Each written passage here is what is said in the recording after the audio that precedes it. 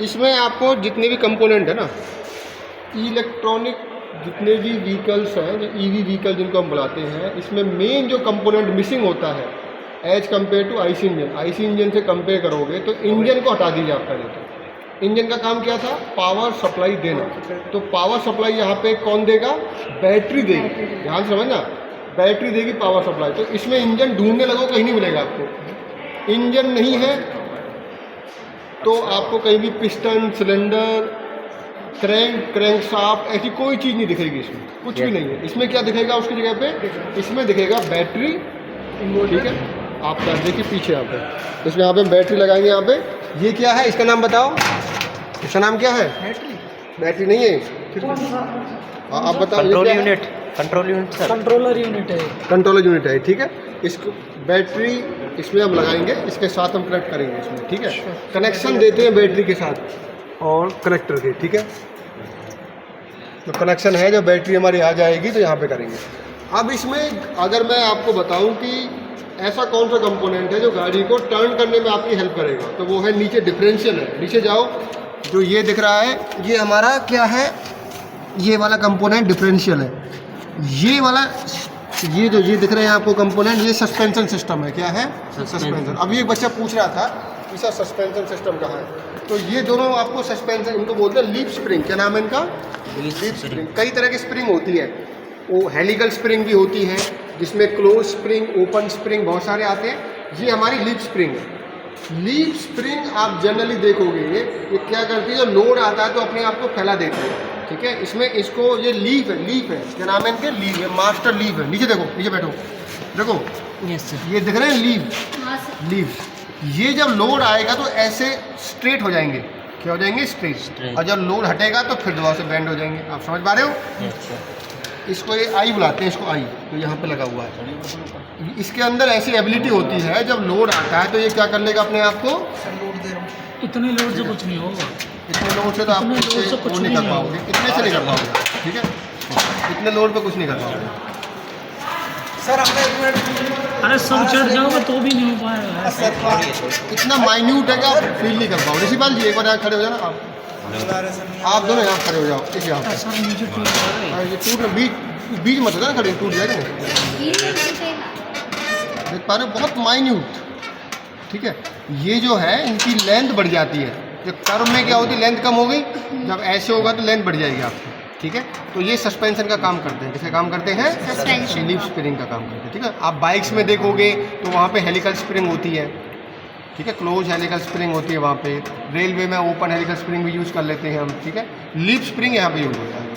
इसमें जो ये अलग अलग आपको एक कैंटिलीवर दिख रहे हैं ना, ये क्या है? एक मास्टर लीव होती है और जो रिमेनिंग है वो आपकी लीव्स है। ठीक है, दोनों साइड लगे होते हैं। तो यही सस्पेंशन का काम करेंगे आप। इसका काम करेंगे हम, सस्पेंशन काम करेंगे। ठीक है, ये है हमारा ब्रेकिंग सिस्टम। ये क्या है? यहाँ देखो, इधर आओ बच्चे, ये ब्रेकिंग सिस्टम है। क्या है हमारा? Braking system. ब्रेकिंग सिस्टम दो तरह के यूज कर सकते हैं हम, ड्रम ब्रेक और डिस्क ब्रेक। ध्यान समझिए, ड्रम ब्रेक और डिस्क ब्रेक। डिस्क ब्रेक थोड़ी सी कॉस्टली होती है, ड्रम ब्रेक आपकी थोड़ी सी क्या होती है? सस्ती होती है। तो हम यहाँ पे ड्रम ब्रेक हमने लगा लिया। डिस्क ब्रेक थोड़ी सी वो होती है, स्ट्रॉन्ग होती है। आपने देखा नहीं, डिस्क ब्रेक डिस्क लगाते ही बंद हो जाती है। ठीक है, तो डिस्क ब्रेक की बेनिफिट ये है कि उसके अंदर ताकत होती है, वो सडनली ग्रिप कर लेता है, मतलब वो जल्दी से ब्रेक लगा सकता है, एबिलिटी है उसके अंदर। ड्रम ब्रेक की क्या है? थोड़ी सी टाइम लेता है ब्रेक लगाने में, बट एडवांटेज क्या है कि ये आपका थोड़ा सा कॉस्ट इफेक्टिव होता है, सस्ता होता है। ठीक है, इसलिए हम जनरली आप गाड़ियों में देखोगे ना, आगे तो लगा देते हैं ड्रम ब्रेक, पीछे लगाते हैं डिस्क ब्रेक। यहाँ चारों में हमने ड्रम ब्रेक लगा दिया। कौन सा लगा दिया? ड्रम ब्रेक, क्योंकि हम अपने प्रोजेक्ट को कॉस्ट इफेक्टिव बनाना चाह रहे थे। कॉम्बिनेशन कैसा होगा? 2 टायर में तो रखते हैं हम जनरली डिस्क और 2 में रखते हैं ड्रम। ये सबसे बेस्ट कॉम्बिनेशन होता है जो ऑटोमोबाइल में यूज़ करते हैं। आप अपनी गाड़ियों में या कहीं भी देखोगे तो वहाँ पे 2 डिस्क दिखेंगी, 2 ड्रम दिखेंगे। यहाँ हमने अपने कॉस्ट बचाने के लिए चारों ही क्या रख दिया आपने? Drum brake. ब्रेकिंग सिस्टम समझ में आ गया?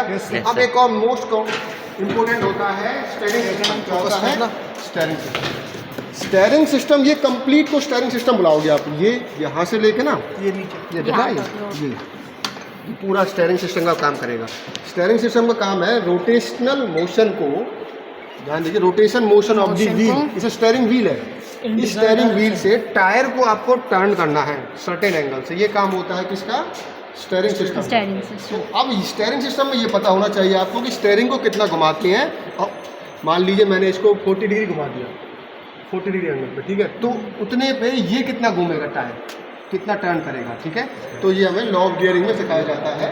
वहाँ पे एक फॉर्मूला होता है, उस फॉर्मूले से हम कैलकुलेट कर लेते हैं। डिपेंड करेगा कि डेविस सिस्टम है या अकरमन। दो तरह के स्टेयरिंग सिस्टम यूज करते हैं हम generally, Davis and Ackerman. Davis and Ackerman, Ackerman वाला बेटर होता है, ठीक है। तो उसमें हम जनरली लोअर पीरियड यूज नहीं करते हैं, हायर पीरियड यूज कर लेते हैं। तो इसका कैसे करेंगे? कनेक्शन देखिए आप इससे। ये रॉड होती है स्टेयरिंग रॉड, ये क्या है हमारी? Steering rod. स्टेयरिंग व्हील के बाद स्टेयरिंग रॉड। स्टेयरिंग रॉड को देखो ऐसे कनेक्शन दे रखा है हमने, जो उसको मूव करेंगे ना, आप देख पा रहे हो, देख पा रहे हो, ये मोशन दिख रहा है। अब यहाँ पे ऑब्जर्व कीजिए, देखिए इस जॉइंट को देखो, ये जॉइंट क्या कर रहा है, दे रहा ना। Yes sir. जब मैं इसको रोटेट कर रहा हूँ, रोटेट करने से यहाँ पे ध्यान दीजिए, ये स्टेयरिंग व्हील घूम रहा है, स्टेयरिंग व्हील से रॉड रोटेट कर रही है आपकी। रॉड को मोशन को यहाँ पे देखिए आप, ये क्या कर रहा है, इसको लीनियर मूव कर रहा है, इस कंपोनेंट को। ये कंपोनेंट इस तरीके से एडजस्ट है कि जो यहाँ पे जॉइंट है ना, वो इसको ऐसे बेंड करेगा। समझ पा रहे हो? दिख रहा है ना, देखो आराम से ऑब्जर्व हो रहा है। तो इनर या आउटर डिपेंड करेगा, लेफ्ट में टर्न करना है या राइट में टर्न करना है। बट मोस्ट इंपॉर्टेंट क्या है कि स्टेयरिंग सिस्टम तभी सही मानी जाएगी जब लॉ ऑफ स्टेयरिंग को ये क्या करेगी, फॉलो करेगी। तो जितना एक्चुअल में स्टैंडर्ड होता है कि इतने स्टैंडर्ड पे इतना टर्न होना चाहिए, कि अगर मैं इसे कंप्लीट 360 डिग्री घुमा दूँ तो कितना होगा। लॉक करने का भी तरीका होता है, आपने लॉक करने देखा स्टेयरिंग को लॉक कैसे करते हैं, बिल्कुल मैक्सिमम घुमा दो इसे और तब निकालिए चाबी को, तो स्टेयरिंग भी लॉक हो जाती है, ठीक है। तो जिस बंदे को ड्राइविंग नहीं आती, वो चोरी करने की कोशिश करेगा तो उसे स्टेयरिंग ही नहीं घूमेगी, उसे चाबी लगेगी नहीं, क्योंकि आपने स्टेयरिंग को लॉक कर दिया।